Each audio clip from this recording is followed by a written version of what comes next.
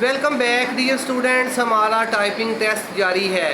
जी बेटा, आप अपना तारफ़ करवा दें।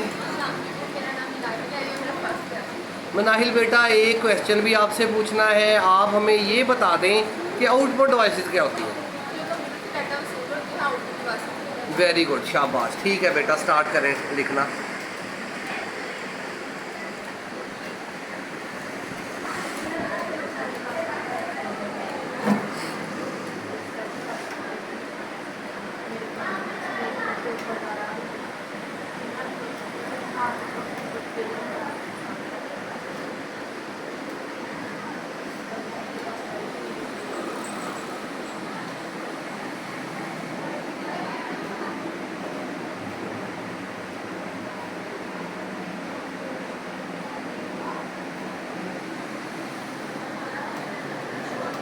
शाबाश, वेरी गुड बेटा, वेरी गुड। ये है जी 56 बेटा। इस हिसाब से आपके चूँकि नंबर 50 से ज़्यादा हैं तो आपको मुकम्मल नंबर 25/25 दिए जा रहे हैं। शाबाश, वेरी गुड।